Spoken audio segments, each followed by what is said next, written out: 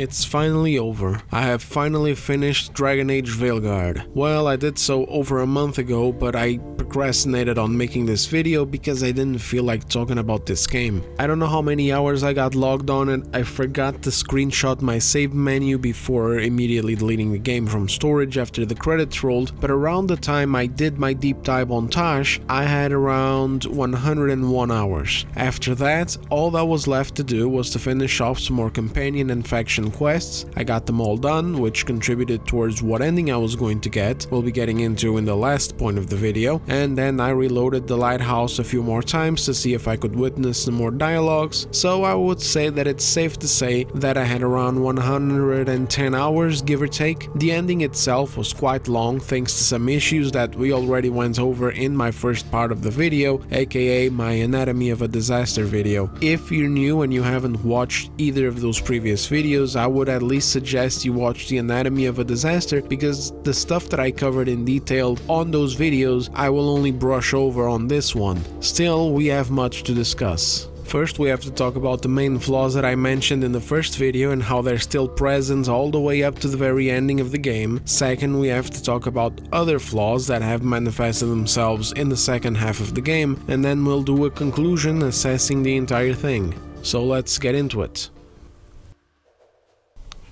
I'm not trying to start this off on a salty mood, I'm just being honest here. Getting through this game was very tiring. Every little thing that was decent at first, like for example the first main quest that we do going into Arlington Forest, just fighting through some light mobs and enjoying some nice scenery with a bit of nice and fluid movement, jumping around to collect coins and whatnot, while getting the gist of the basic foundation of linear exploration in the game, it ended up becoming damaged in the long term. Another aspect, such as the characters and the writing, where I held out hope that they would get better as the game progressed, ended up completely crushing those hopes by either getting worse or remaining the same. I covered combat and exploration on the anatomy video already, so for the sake of keeping this from being too long, let me try to explain it in a more abstract way rather than pulling up receipts and clips for every single little thing while covering ground that was already covered before. Besides, it's mostly just to give you guys an idea of what did not change going from half of a review, let's say, or the review of the halfway point at 50 hours, actually more like 47, and now at 100. Repetition in a video game is something that can be wildly variable. I'm sure that you guys have already noticed this for yourselves, or even if you haven't, just think about some of the games you've played and enjoyed versus some of the games you've played and grew tired of due to repetitive content. In some of them there's a wild variety of weapons and mechanics to employ, perhaps even a very diverse range of the locations to explore, with a lot of worthwhile loot to be found and also new and original kinds of enemies to fight, keeping repetition at bay. But in others you may actually notice that on paper they should be repetitive because they don't actually have a lot of mechanical variety. I love to play Elder Scrolls games and Fallout, for example. Why is it that I can dump like 200 hours into a new character file in these games nearly every single year and not find it too repetitive to play? Well, I have a Skyrim video planned, so I'm not going to go into detail here, but to put it as basically as I can, it comes down to an organic feeling of adventure for me. Exploration doesn't feel like I'm ticking boxes off of a checklist. It feels more like I'm just heavily immersed in that world, and I want to keep exploring and developing my own story and adventure per se. In Oblivion, Skyrim, Fallout 3, Fallout New Vegas, and even Fallout 4 to some extent, combat is outdated as hell at this point, but somehow it doesn't bother me enough to pull me out, and if I really focus on honing my build, many of the enemies I'll fight will be wiped out in very quick combat encounters, and there's ways to reward your own creativity and roleplay. For a different example, we have FromSoft games, where, Sekiro aside, we have such a variety of weapons and spells to try out that we can vary our playthroughs a lot. In my first Elden Ring playthrough, I went through like 3 different builds spanning about a dozen different weapons, and obviously FromSoft games have a few other things that keep players from feeling the repetitiveness, which is its challenging nature, constantly pushing us to progress and invigorating our spirit whenever we defeat a tough boss, and the enemy variety variety is insane because it's not just the individual enemies that are different, but also the variety of moves that each one of them usually has, to the point of being able to surprise the player sometimes. And these are just two examples of completely different ways of keeping player engagement going and staving off repetitiveness in big games. One using immersion in its game world and another using mechanical variety. Dragon Age Veilguard is so incredibly dull in both of these important aspects that they really needed to be worked on in order to keep repetitiveness at bay. It's not that the foundation of the game is inherently broken to be repetitive. You could argue that the foundation would actually work fine. I've played games with similar foundations and that have even less variety in terms of skills and weapons to use. But unlike those games, Veilguard is missing every cornerstone necessary to uphold the fun factor and engagement. It's a game where every aspect of it is so incompetently put together that neither one can carry the others for very long. Let's do one more example that's more relatable to Dragon Age and BioWare. Mass Effect, a game where the main focus is obviously not on the combat nor the exploration or anything at all that is akin to mechanical variety. These games are successful because they place a bigger emphasis on the story, world building and writing. Players can expect to be able to make minor and major choices that shape both the story but also the personality of their shepherd, his relation with his companions, and the moment-to-moment interactions. We all know that the trilogy ends in an underwhelming way that throws away so many of our choices along the trilogy, but at the very least, while you're on the ride, that feeling of agency is present throughout, and the directing and storytelling were great. Role-playing is assured. As soon as you grab that controller, you're no longer just in your room playing a video game, jumping around collecting coins and smacking around random enemies. You're assuming the role of Commander Shepard and you're shaping his personality and morality. It's that easy. Even right now in 2024, with the obvious age showing in the ways that the animations play out and the combat, hell, even the very visuals of the characters, especially if you dare to create your own Shepard. But damn if it isn't something that immediately sucks you into its settings, sparing no details, with super believable locations and concepts backed up by a great area design and world building and lore, such as the in-universe politics between those alien species and groups. It places you into these locations and lets you absorb everything like a sponge, with very few elements breaking that immersion, and it lets you suck in that setting in many of the missions that you go to with dialogues and decisions. It lets you relax and take it slow. It even lets you solve certain situations without violence, instead of just constantly throwing you into combat. And that's such a key difference here with Veilguard.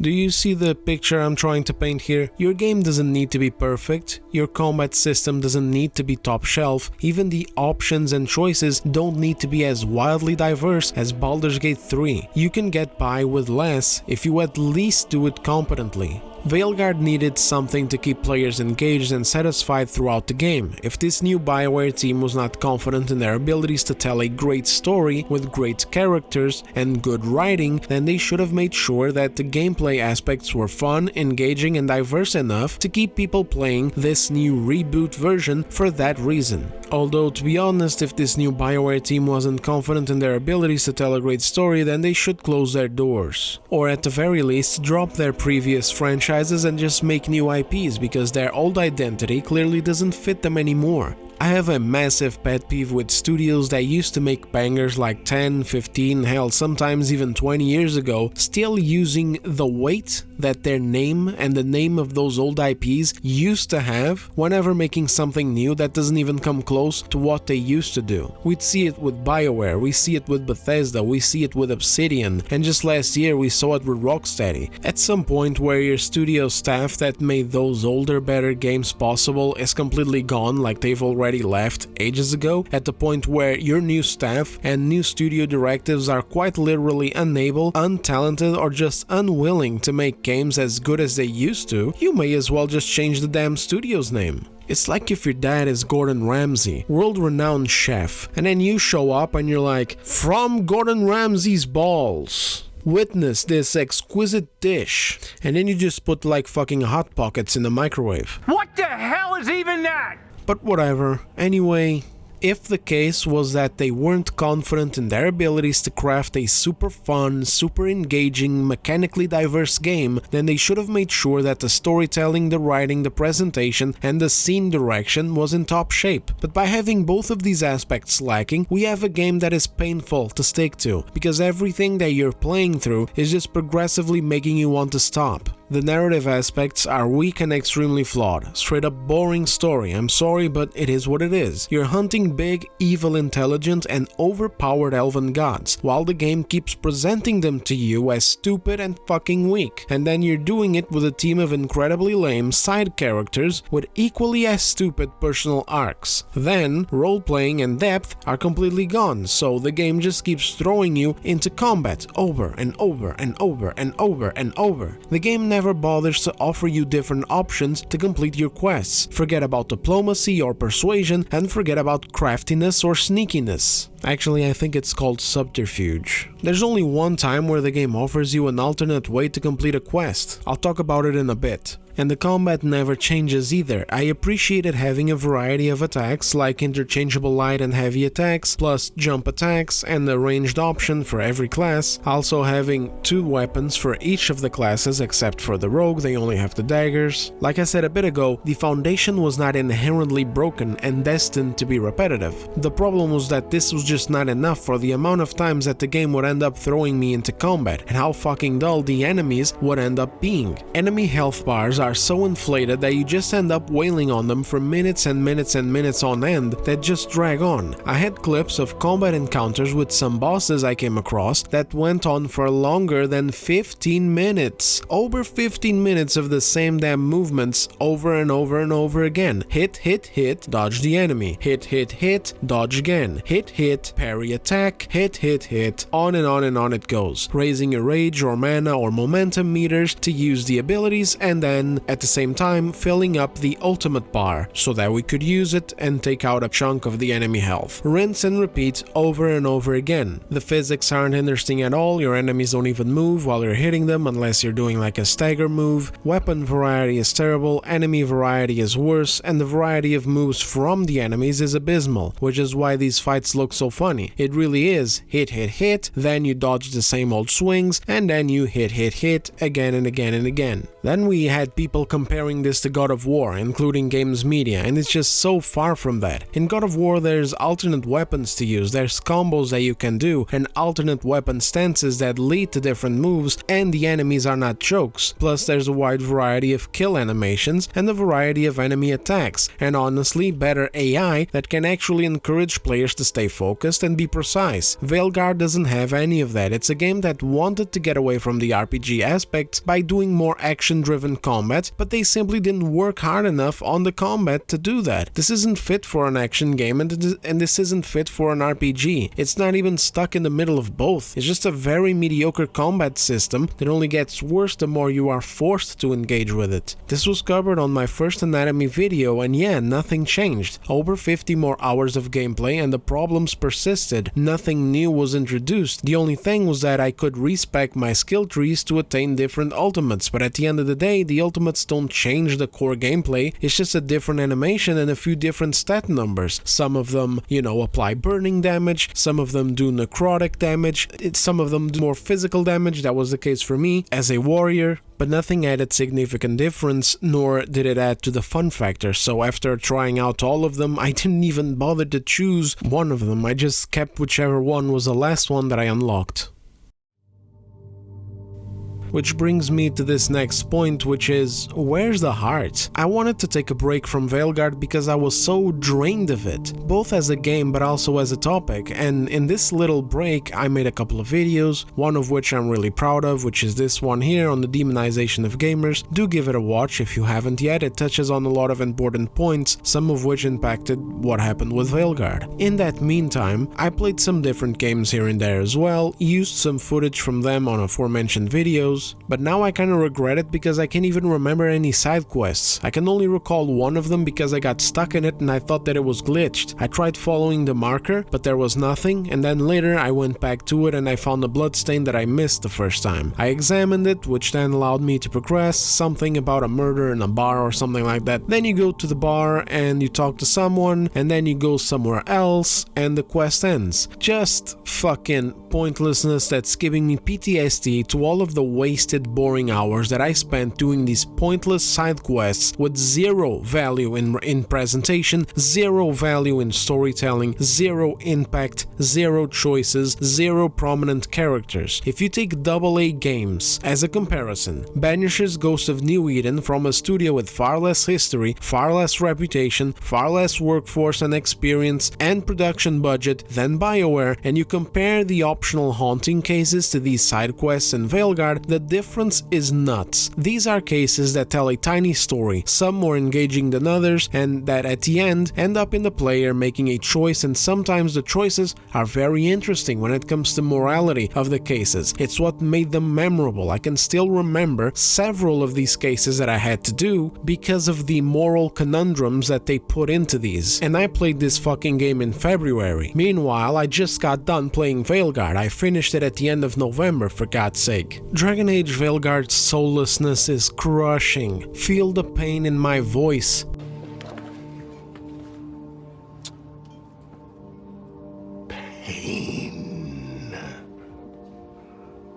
This isn't the voice of someone who just wants to drown this game in petty hatred. This is the voice of a deeply disappointed fan who wanted so much to love this game, not only as a Dragon Age entry, but simply as just another good RPG to sink my teeth into. And my bar is actually not even that high these days. Like, I feel so beaten down by so many mediocre games over time that my bar has significantly lowered. I am actually one of what I imagine to be the very few critics of this game that would accept something that is not as deep as an RPG as its previous entries. I'm someone who would have been fine to accept this new direction of Dragon Age if at least they had done the bare minimum requirements of sticking to some sort of, I don't know, plan or something, so that the gameplay loop wouldn't be so flawed that it drains you mentally as the hours keep counting, and that the characters wouldn't be so unlikable, and that the story wouldn't be such a joke, and that so much of the fucking content within, as part of the world building, as part of the story, as part of the characters, wasn't so ideologically compromised. Some people in my comment sections in those videos that I made said that Dragon Age Veilguard is basically Mass Effect Andromeda's writing, but with worse gameplay and worse RPG elements. I respectfully disagree. Dragon Age Veilguard's writing is much worse. There are many interactions that I still remember having with characters like Liam, Vectra, Drak, Jal, Gil, and Suvi. This is a game that wasn't painful to finish. It was a game that was insanely flawed, a game that was also a massive disappointment to anyone accustomed to the level of quality in the presentation and narrative of the original trilogy, absolutely, but it was still a game that had a certain vision and theme that it was sticking to, with a whole new galaxy to explore thing, the Pathfinder role, the colonial survival thing, etc., and a tone more geared towards a lighthearted comedy than a more serious drama. A game filled with complications during the development and limitations that are totally visible whenever we play it. It's a game that was then revealed to have been made within 18 months, at least the bulk of it, and it's noticeable when you play it. This isn't an Andromeda analysis, but some key elements in it that I liked was the whole first chapter on Eos. They nailed the atmosphere of a desolate, soul-crushing planet that wiped out two teams attempting to settle it, and when we go in and finally succeed in making it more habitable and established Prodromos, the first outpost, it was actually a moment that was given weight. I felt that hopelessness and desolation while exploring the fallen settlements. They peppered dialogues, notes, and recordings to set the story. The music and the tone were perfect here too, and then when we succeed and return to the Nexus and the lights come on, I felt like a momentous occasion just happened. I felt my worth as a Pathfinder, even though everything was obviously linear and also bereft of the roleplay aspect, giving the player more options rather than just establishing a science outpost or a military outpost. At least the presentation and the direction worked enough to give me a sense that I did something important. Do you get what I'm trying to say here? Despite all of Andromeda's problems, there was still more competence in storytelling and presentation, and in the characters as well, than was present in Veilguard. If I was to assess Veilguard in a similar way, I would say that it's a visionless game. I'd say the tone they were going for was to enact as much cringe as possible upon the players. Either that, or they intended to go for drama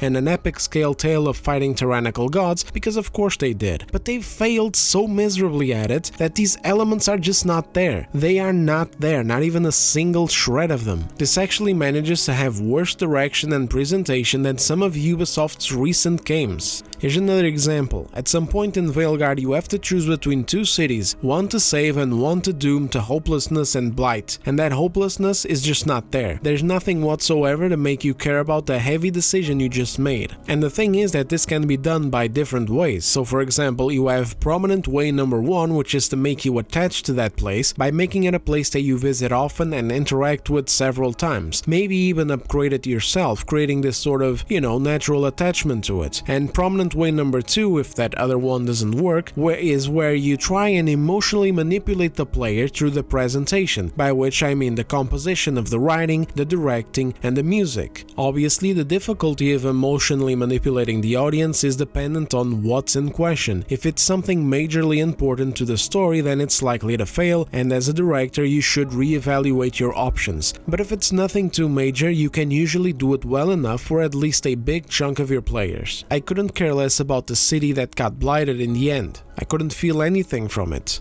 Because again, there's this soullessness, there's nothing that ties you into that world, there's nothing that gives you that sense of immersion. These cities are just a little fucking playground for you to go into and jump around and collect coins, like I said earlier in the fucking video. And also you can go to merchants and buy crap from them, or find loot chests. And then when you return after the dragon attack, they have an opportunity to show you the damage and make you feel something. But you don't feel anything because everything looks fucking cartoony as shit. Which is something I already covered in my other 2 videos, how everything looks cartoony. So good luck trying to pass on this message of like, oh my god, look what you did. Look what you did, player, look. You have doomed this city to blight and death. Look around. Look at all of these dead NPCs. Oh my god. Actually, there aren't even any fucking dead NPCs. I don't fucking remember. I remember a lot of trash. I remember a lot of these goofy ass blight tentacles and bubbles everywhere. But where's the actual grit? Where's the grim darkness to show me like, oh my god. Oh fuck, look what I did. Oh my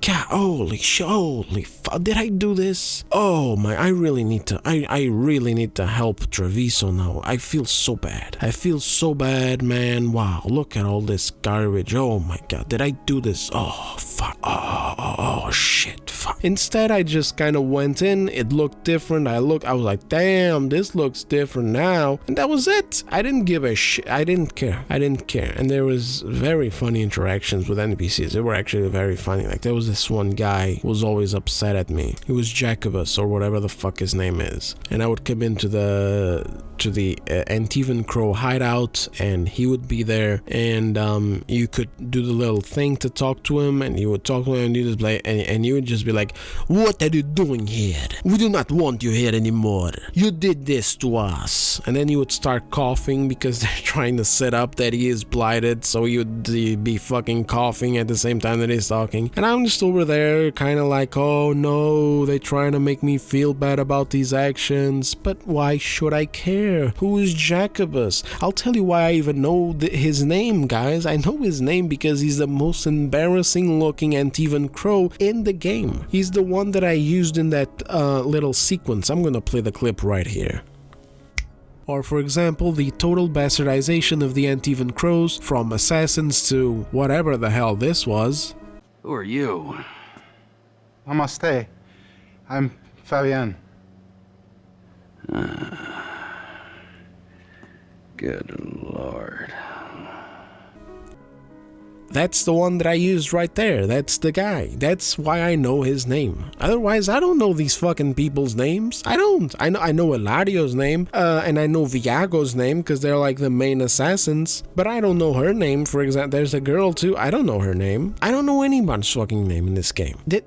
I'm just going to move on. I'm going to move on with the rest of the script. I had more of an emotional connection with the failed settlements on Eos through just environmental storytelling, consistent tone and perfect usage of music than I did with the city that I doomed to the Blight Dragon, despite the events having a member of our party, which is either Nev or Lucanus, being directly upset at us about what happened, and even leaving our party for a little bit to go and help out their respective cities. Again guys, years of games simply being not that good have lowered my bars and elongated my fuse, so to speak, so that I don't lose my patience as quickly anymore. They have beaten into me that I cannot expect perfection even from the biggest companies using the biggest budgets. They have convinced me that I must be tolerant of a lot of shit and just close my eyes and sometimes just try and enjoy the positives that a game has, and if a game at least manages to provide me a fun time, I will give it the credit that it deserves amidst the criticism that it also deserves. It's simply that Veilguard is sorely lacking in every department it tried to develop in itself. Role-playing is gone, choices are hardly existent, and when they exist, they're weightless. Characters range from forgettable to I wish I could forget them, writing is laughable, the combat inevitably becomes repetitive as fuck because the game simply doesn't have any other way to make players engage with its own content, because again, the role-playing is gone. Exploration is fine, but once you've explored an area, it becomes a pain in the ass to be constantly sent back to it to complete other quests. So on, so forth. I know it may not show it from this, but I am a very lenient guy. Whenever I'm looking at games of smaller budgets, for example from smaller studios, I take that into account. I would never rip into a smaller game for the same reasons because I'm not stupid. I know it would be unrealistic to expect the same level of quality, refinement, variety and consistency from a smaller team than a big one backed by big money. I'm also considerate of other aspects of games. For example, I'm someone who can find value in what people would call the fast food of gaming.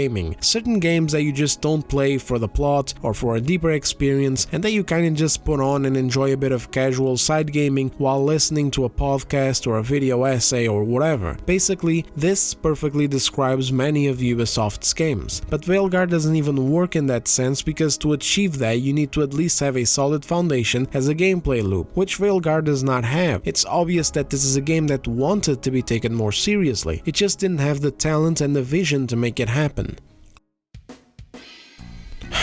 So let's talk about the story now. So following up on my last video where I was around the halfway point of the game, I had big complaints about the companion characters, their personal quest lines, their depth, and most of all, I had huge complaints about the story. I showed an example of this scene right here. Gillenane. We need only one thing from you. Surrender it, and you may go. Give up the Dread Wolf's dagger.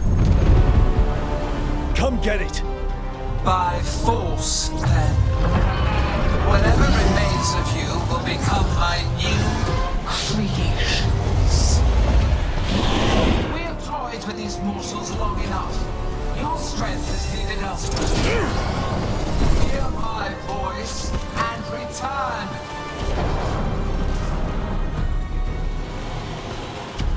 It's gone, but it's wounded. So in that scene, you got this super powerful and literally invulnerable elven goddess who desperately needs Soulless's dagger to do a ritual. She shows up with a dragon, sees your dumbass with the dagger, demands that you give it up, you say no, and then she leaves. What are you, fucking stupid?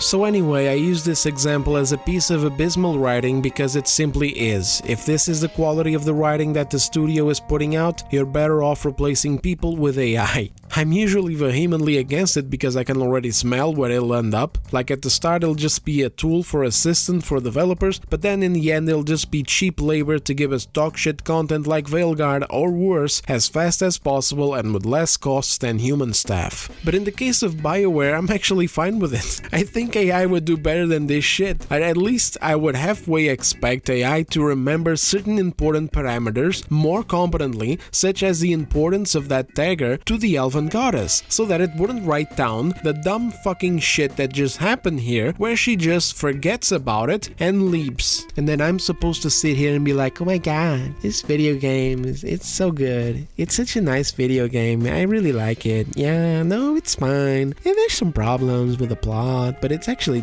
just really great. The story is just really very passionate. It's a really passionate story, you know. These characters, you know, they're so alive, you know. Just I really think that they did a great job here. I really think it's a return to form for BioWare. And if I don't fucking say that, then I'm a bigot. Jesus Christ. At that time in the review, I was, however, hopeful that this was it. We would no longer be seeing another instance of it. It was just a big fart and it would never happen again. But sadly, this stupidity happens at least 3 more times, one of which maybe can be excused, but 2 of which absolutely can't. Later in the game, there's an attack on Weishaupt, the fortress of the Wardens. She's like up in the clouds or some shit, so your characters use the dagger that she just fucking ignored in that last scene to draw her into a trap. And of course, it works like gangbusters. Because of course, you know, she needs a dagger. Never mind the last scene, guys. She really needs it now. Then she makes you fight a tentacle monster, kinda like the last time with a dragon, but this time she has a bit more of an active role as a support mage. And this is just more retardation. In the very beginning of this game, I say again, Soulless is established to be super powerful. This is kept consistent even towards the end of the game, where he's assisting us against some monsters in the finale, and he is clearly shown to be far stronger than the player character and the crew. And these 2 other elven gods, Gillenane and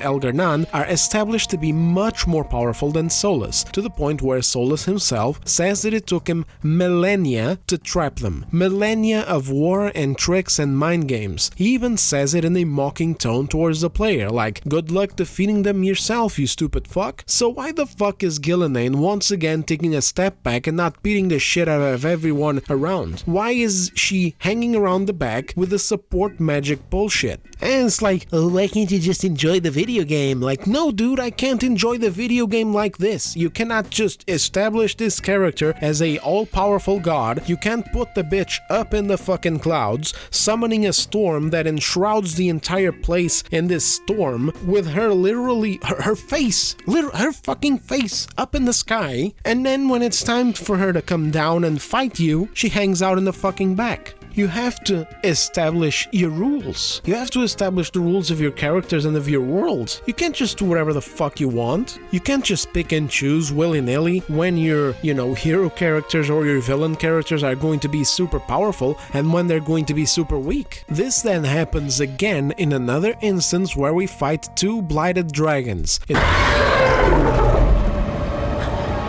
Second dragon!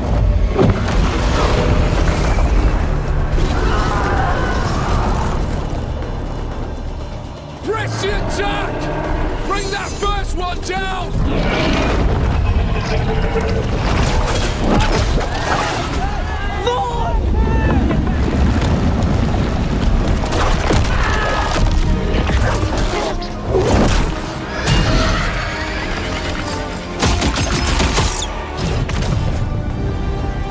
Gillenane.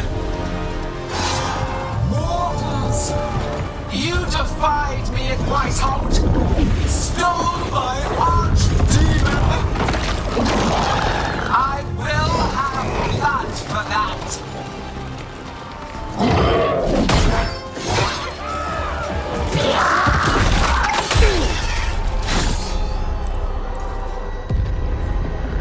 Be healed, my pet! The blight grants you new life. Bring me their bodies once you are finished. It's It's a big story moment where presentation was actually decent, ruined only by the retarded character dialogues before battle, like for example Balara being her usual retarded 5-year-old self. Okay, Blighted Dragon, we've got this. We can do this, not a problem. I just kind of want to throw up. Here we go, deep breaths, calming breaths. Single dragon's nothing, right? We took out an archdemon, which turned into a pile of blight and then a monster. Okay, that didn't help. And Harding acting like a sitcom character with millennial writing humor. I keep thinking I should do something special to my arrows. Poison, magic, oh, explosives. Just never seem to find the time. I wonder if Balara has one of those elven magic bows. If I ask nicely, I bet she'd let me try hers. Ready. In the battle, Gillenane gets injured and Algernon shows up to save her. This is the moment out of the 3 where it could maybe be excused that Algernon just wants to get her out of there, so he didn't directly engage with us. However, it's still worth noting that this guy is so powerful that he froze everyone in place at that spot. People could barely move, almost like time had slowed down or something like that. He could have come back and wiped out the entire party. Arguably, since time was stopped, he could have just wiped out the entire party anyway and then moved the fucking Gillenane out of there. But whatever, we're just going to look over that again. We're just going to look over it, okay? We're just going to look over it. It's fine. It's very special game. I think the characters are very special. I think that it's a very passionate video game. It's truly, definitely an example of BioWare at their finest. Truly a returned form. So we're just going to ignore that for now, okay? The last instance where this happens is in the final missions, which actually happens more than once, so technically it is actually more like 4 times. But anyway, you fight Gillenane and this bitch is just out here doing support mage nonsense again while sending hordes of darkspawn against you. This fight is so terrible that all you do is run around blowing up these blight bubbles that feed her shield. You are better off not even fighting the darkspawn, it's a waste of time. I just ran around them and, burst the bubbles until I could finally attack Gillenane. Again, the power levels are insanely important to the plot. They're supposed to make the player feel desperation and even make us feel regretful and responsible for stopping Soulless's ritual at the start of the game because now these 2 mega powerful assholes are out. But the game itself doesn't show it. These gods are pathetic. She should be able to make mincemeat of us. Instead, she does nothing. She stands there in the little shield, sending hordes of darkspawn to attack us. I don't even know what her goal was. Then Algernon shows up once again, and once again, instead of killing the player, he just leaves. Anytime he pops up, he's just shown to be so powerful. But then in his boss fight, he's just a regular fucking enemy, with nothing special to himself at all, just being defeated in hand-to-hand combat by mere mortals. I can excuse some of these situations happening, just as, developer fumbles. We are not all perfect, it's fine if you have a plot or a story and you fuck up a little bit here and there. But when you fuck up these many times, and this badly, it just becomes comical. This broke the story. These villains are made into total jokes and they're also not interesting narratively. Just 2 stereotypically evil bastards who want to end the world. They were very well acted though, especially Algernon. Great voice. Hope to see the dude in more games in the future. Oh, and I guess I should mention this one thing about the ending. There's this plot twist that BioWare put in there that I saw some people online praising like, oh, wow. I think it's the same type of people from that Veilguard Facebook group where haha reacting posts was a bannable offense, because this was fucking stupid. Varric is dead. He was dead all along since the ritual at the beginning of the game, and we've been seeing him in our heads. Everyone knew, and every time you spoke to Varric with the crew, it's basically insinuated that everyone just kinda let you talk to a fucking wall and didn't interject. It's like everyone was treating Rook like a senile old man not wanting to address the dead dwarf in the room. The concept that they were going for reminded me of this awesome thing that was done in the original Final Fantasy VII, where Tifa knows that Cloud is talking mad shit, but she doesn't interject because it's like she realizes that his mind is hanging on by a thread and she just cannot confront him or it might just break. And this is presented throughout the game. This is played out throughout the entire game beautifully and then resolved by the end by Tifa bringing the real Cloud back from deep inside his own head. Don't worry if you haven't played these games yet, it's not like a big spoiler because I didn't give away the details of exactly what's going on in his head and what exactly are the issues that with what he says. I just wanted to put into context what happens in that game because what happens in Veilguard is just fucking nothing. Near the end of the game, Rook just gets knocked out and then Varric pops into his head. And he just goes, "Hey, by the way, kid, I've been dead the whole time." And then Rook is just like, but Harding and Nev and the others. And he's just like, "Yeah, not been dead the whole time, buddy." And Rook just starts crying and that's it. I personally didn't feel a goddamn thing. For me, this was hardly even Varric throughout the entire game. Everything he said was just empty, you know? He always spoke to Rook with a lot of care and respect, almost like they knew each other for a long time and had gone through great adventures together, but we're never shown any of this shit, so yeah, I didn't care. It would have been a much more heartfelt scene if we had actually played as one of our previous characters from the previous games where we actually did have a backstory with Varric. Anyway, rest in peace, Varric, at least you weren't actually alive to see this shit show unfold.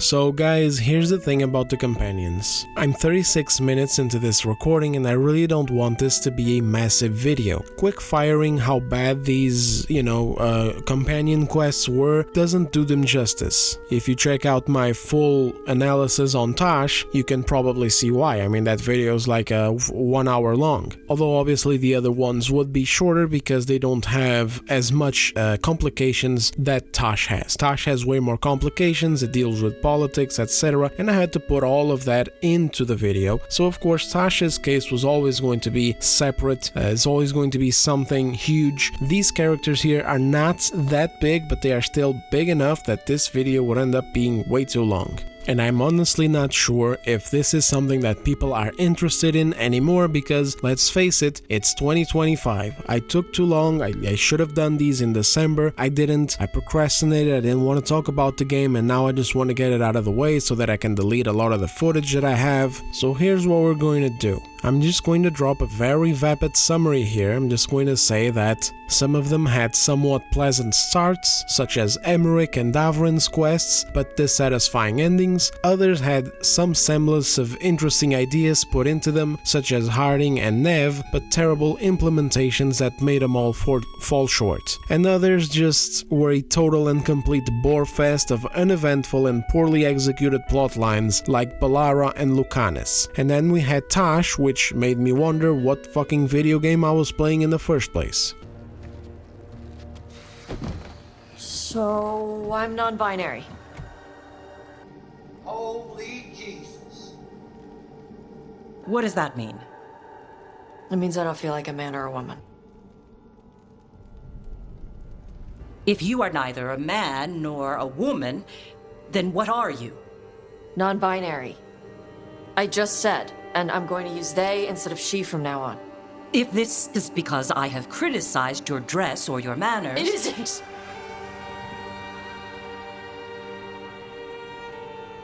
Under the Cune, the term for one whose gender does not match the one given to them at birth was a Cunithlock.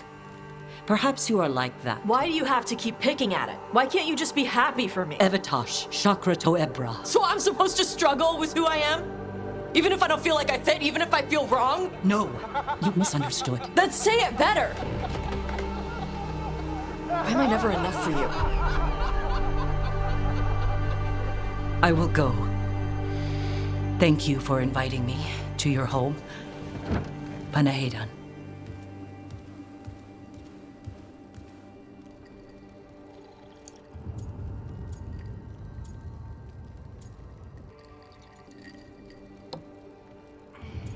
If this video does well, and if you guys request the absolute fuckfest that would be the analysis of these companions and the companion quests, then I'm going to go ahead and I'm going to do it separately. If not, then hey, all's good anyway. we'll just move on to other topics like we planned originally. Suffice it to say that for the majority of them, the writing is abysmal, the plot lines are shameful, some of them are just crazy bad like Lucanus's, it looks like a fucking Mexican telenovela. Harding's one is filled with cringe, Nab's one makes me wonder why they fucking wrote it in the first place. Davron's one starts off so well and then it devolves into shit, doesn't make any sense, contradicts itself. It is what it is.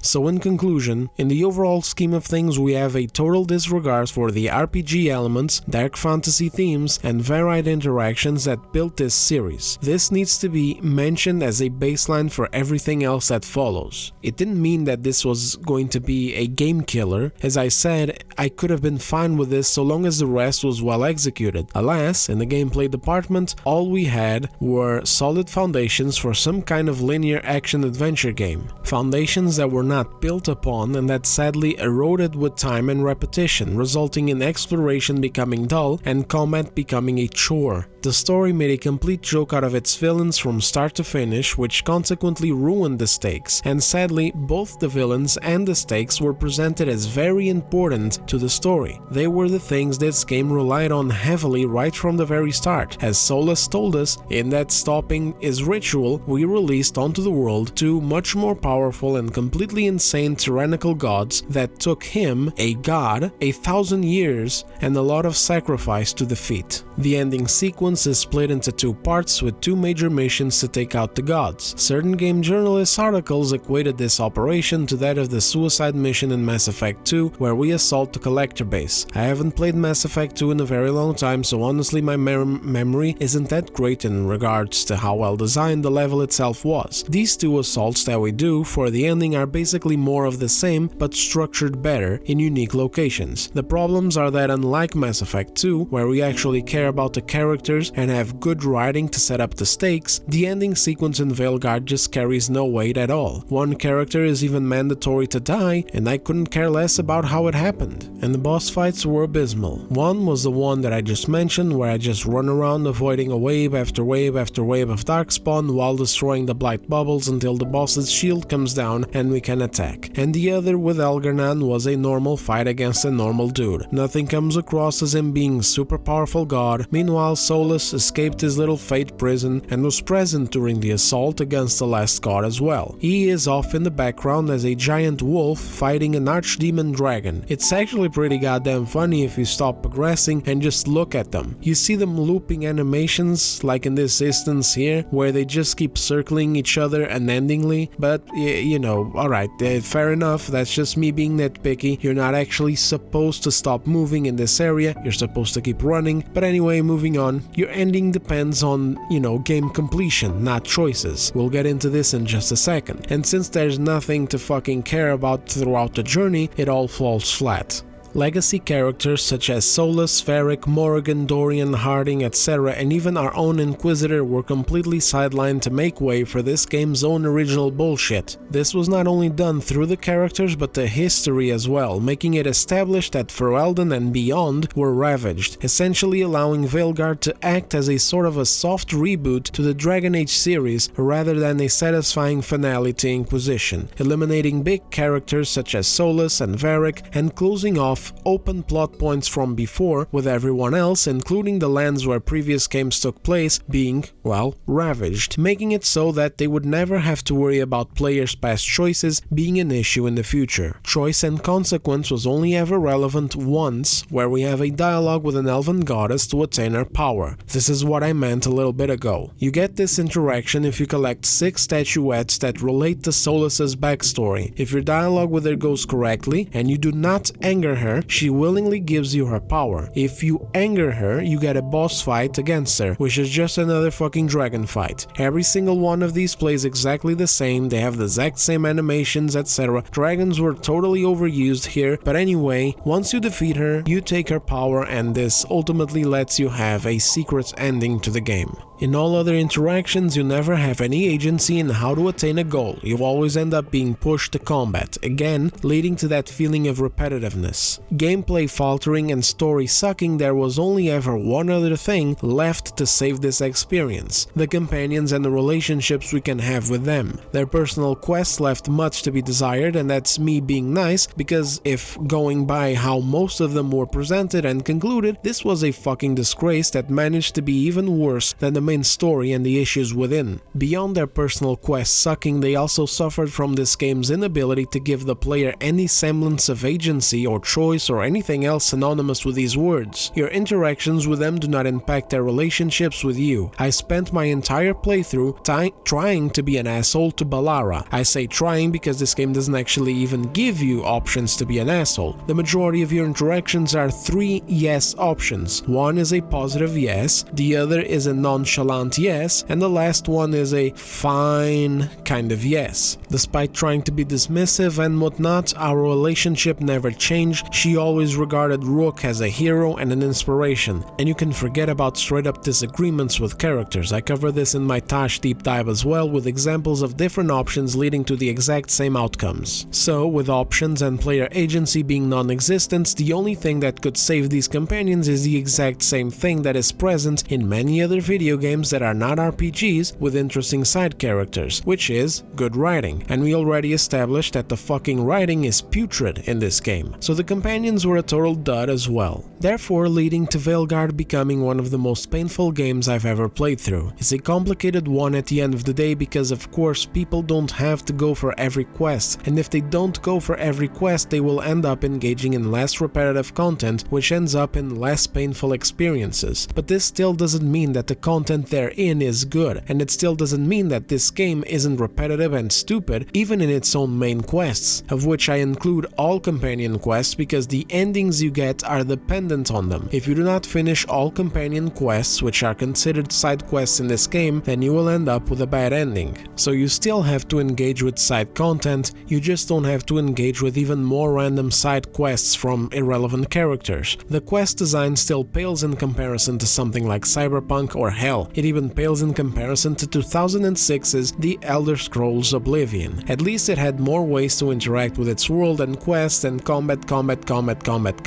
But basically, finishing the game in 50 hours is still a hell of a lot better than 100. But this obviously shouldn't really be something to say for an RPG. An RPG should entice its players, should make them fall in love with their worlds, and make it so that every bit of content adds to the experience rather than making the experience worse. Dragon Age Veilguard fails not only as a Dragon Age game but also as its own standalone thing. For the past few weeks, there's been no shortage of coping from delusional worshippers of this game as well as journalists, including a full article dedicated to glazing the director of the game as a visionary and blaming the toxic gamers for attacking the game with a targeted harassment campaign. This type of narrative is not going to go away, we're sure to see it again throughout this year as well, but it doesn't really matter. This game's terrible sales and performance speak for themselves. Everything that makes this game bad can be broken down objectively without bringing up a single mention of politics or ideologies, even if we do know the obvious impact that they had on them, something which I cover in previous videos. They've tried to portray this game as a symbol and a savior, and when that failed, they tried to portray it as a victim, and now they will try to portray it as a martyr or some shit like that. At the end of the day though, this is just a shitty game, and there's just no way around that. Whining about it's not going to make the problems go away, it's not going to make future games from BioWare successful. All BioWare had to do was do a good job. Hopefully they, or EA, will reflect on this and save Mass Effect 4 or 5 or whatever it's called from going down the exact same road with terrible writing, an obsession with political correctness and ideological messaging, and a total disregard for making the goddamn gameplay systems any good. Victimhood does not sell video games, and no amount of these articles trying to paint the director and the team at BioWare as victims is going to help with that. It's not going to change the fact that people grabbed this game, played it, and did not enjoy it, and I really hope that they wake up to that because it's very important that they do. Otherwise, Mass Effect is boned. With that said though, I am done here. I've been dying to get Veilguard fully behind me, at least when it comes to my review, analysis, whatever. I can't wait to flush my memory storage of all the footage I've accrued over these 3 videos. We can still talk about it in in the future, breaking down stupid funny articles like that one, link in the description and on the top comment by the way. But yeah, it feels good to be free of this and to be able to move on to other topics and other games. Thank you very much for watching. As always, if you've enjoyed the video, do consider giving it a like and subscribe for more. Take care of yourselves, and I'll see you on the next one.